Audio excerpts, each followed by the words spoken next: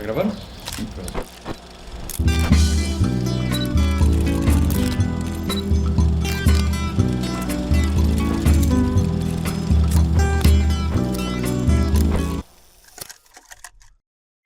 Meu nome é Rafael Borges, eu sou formado em publicidade. Eu me formei em Salvador, Bahia, na Faculdade Jorge Amado. Mas assim, desde o início, antes de eu me formar, eu comecei a trabalhar em produtora de vídeo, como estagiário. E aí, como eu sempre tive um lado mais assim artístico, eu fui pro lado do motion design, animação, tudo. Trabalhei. Já cheguei a editar vídeos também, trabalhei como editor, tudo, mas a minha carreira nessa área foi muito mais na área de motion design e animação. E aí, quando eu vim morar em Caruaru, eu tava querendo, assim, trocar, por exemplo, de pixels para pó de serra, para coisas físicas. Eu tava um pouco de saco cheio de coisa só virtual, computador e tal. Eu cheguei em Caruaru, acho que foi na metade do ano de 2014, e quando foi mais ou menos no final do ano, teve uma oficina de xilogravura com o J. Borges lá em Bezerro, promovido pela Universidade Federal de Pernambuco. Na época foi o professor Bug que organizou, o pessoal do LTA, e era aberto ao público, não era só o povo da universidade. Eu vi lá e eu fui e fiz. Eu gostei daquilo ali, porque envolvia não só a parte de design, de você ter a parte artística, mas algo físico, madeira e tudo. Eu vou mostrar aqui uma coisa, peraí. E o seu J. Borges, ele é uma pessoa assim muito interessante, assim, ele é uma figura. E aí ele falou assim, né, ele deu ali o material para as pessoas começarem, passou ali umas instruções, e aí cada um tinha que criar alguma coisa para fazer, e cada pessoa fez alguma coisa. E eu tenho um ascendente, meu bisavô, ele era cangaceiro. E aí eu falei, eu vou fazer um retrato desse meu bisavô, que ele foi muito famoso, que era isso aqui, né? Essa aqui foi a primeira xilogravura que eu fiz. Ele era conhecido como, o nome dele era Antônio Silvino, e chamava de Capitão Antônio Silvino. Aí eu fiz o desenho, né, para fazer, e eu escrevi aqui, eu falei, vou escrever assim o título que ele tinha, né, de Capitão. Aí eu fiz assim, Capitão, de cá para cá. Aí eu fui mostrar lá para o seu J. Borges, para ele ver se estava certo para a hora de começar a entalhar. Ele falou, xilogravura não é assim que faz, você tem que fazer ao contrário, né? Porque é o carimbo, é a lógica do carimbo, né? Aí ele pegou e escreveu aqui, isso aqui é a letra dele. Ele escreveu ao contrário, você vai ter que fazer assim. Aí ele pegou e fez escrito assim ao contrário. E aí pronto, aí naquela oficina eu fiz isso aqui. Aí no final da aula eu pedi, falei, ô senhor Jota, tem como me conseguir umas madeirinhas dessa aqui e tal? Aí eu tinha uns estiletes, um formão, algumas ferramentas em casa. E aí eu cheguei em casa e comecei a fazer algumas. Aí eu postei, uma pessoa, você vende esse negócio? Eu falei, vendo. Assim, foi uma coisa meio assim. Aí eu acho que a primeira que eu vendi foi R$15. Foi R$15, assim, um negócio. Aí eu falei, rapaz, eu vou fazer o seguinte, eu vou começar a vender e o dinheiro desse negócio eu vou ir comprando mais ferramentas. Aí eu comecei a ir comprando umas ferramentas melhores e tal. Agora eu quero fazer uma maior. Eu fui fazendo gravuras maiores, e aí comecei a procurar. Muita coisa eu fiz que eu tenho aqui, são coisas que eu faço testando alguma ideia, né?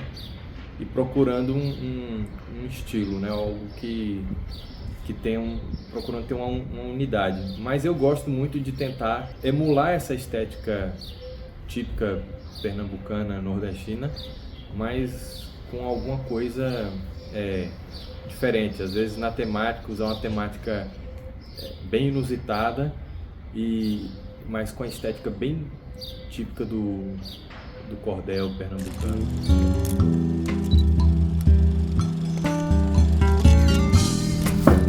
É muito semelhante, assim, como um design gráfico. Quando a pessoa é um designer, o cliente contrata a pessoa, às vezes ele já chega com a ideia muito bem definida, muito assim, eu quero isso, e ele já tem algum tipo de coisa. Às vezes ele já tem uma marca, ele quer uma reformulação, tudo. Varia muito de cliente para cliente como que você vai trabalhar. Às vezes o cliente ele chega e te dá uma liberdade total. No caso dessa que foi a tatuagem, o cara, ele era um tatuador, mas ele queria tatuar, ele não queria criar a tatuagem, ele queria tatuar um cordel. E ele queria que fosse o mais original possível. Então ele deixou que eu criasse a ideia, a estética. Então ele me deu uma liberdade grande assim. Já essa daqui foi para uma capa de um livro, né? Era para um livro. Então esse senhor aqui era o retrato dele e tal, tudo. Então já foi um pouco menos, eu tive um pouco menos de liberdade criativa, né? Era um retrato com uma coisa escrita, né? Tinha que ter mais ou menos uma estética de cordel, mas não tinha muito para onde ir. Tem gente que está disposto a te dar liberdade criativa total. Tem gente que já chega com a ideia bem fechada, que ó, eu quero tal coisa, né? E tem também muitas coisas do que inclusive o que eu mais vendo, na verdade, são as coisas que eu crio livremente, né? Livremente entre aspas, né? Às vezes eu tenho uma ideia e eu quero testar essa ideia. Como é que será que fica isso? Por exemplo, essa daqui do astronauta, essa ideia, eu fiquei anos e anos com a ideia disso aqui na cabeça, essa frase de Drummond, e eu gostava dessa ideia e queria fazer alguma arte, alguma coisa para eu ter lá na parede. Então, muitas das artes que eu vendo são ideias mesmo autorais que a pessoa se identifica e compra, né? Mas também faço esse trabalho de alguém que tem uma ideia, que gosta do meu estilo, do meu trabalho e quer que eu faça algo para ele.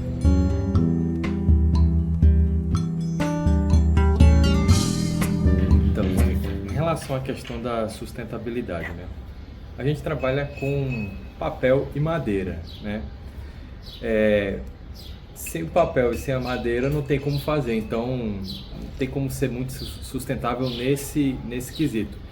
Mas isso é uma coisa minha, um princípio meu, né, que eu tento não jogar nada fora e eu guardo às vezes cada pedacinho mínimo de madeira e eu transformo eles em alguma coisa. Por exemplo, isso aqui são vários recortezinhos de projetos que eu colo e faço biojoias em madeira, colei isso aqui tudo, fiz uma tampa para um porta-incenso.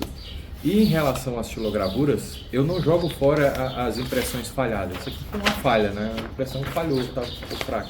Essa daqui também foi quando eu fui imprimir o papel, encostou, falhou. Aí eu fiz um teste aqui também que não tá muito boa a impressão. E o que eu faço com isso? Eu uso como um recurso para fazer outros objetos. Isso aqui é um porta-lápis.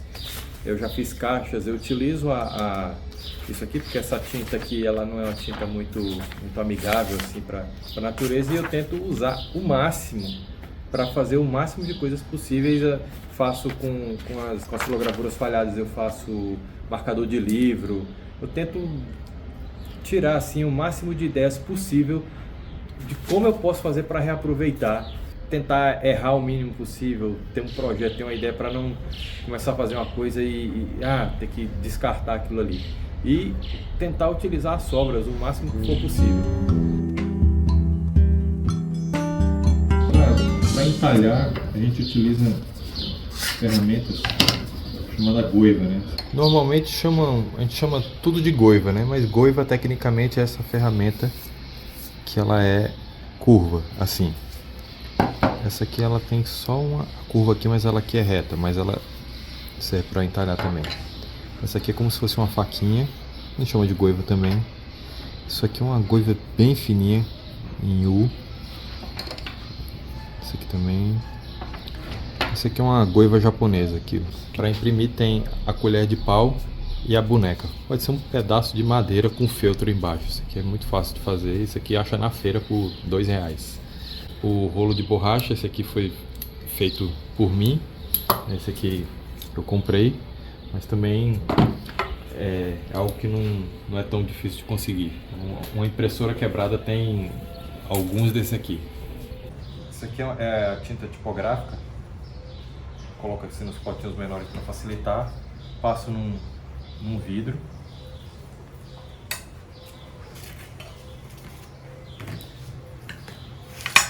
E aí a gente tem que esticar a tinta, que é deixar ela assim de uma forma que ela fique uniforme. A nossa matriz.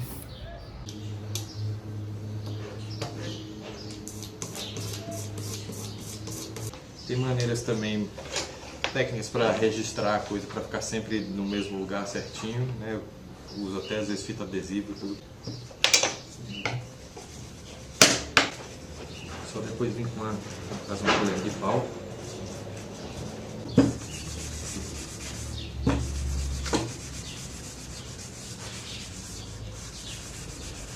Agora, eu gosto mais da impressão com a colher de pau, que ela fica mais definida e ela mostra melhor a madeira.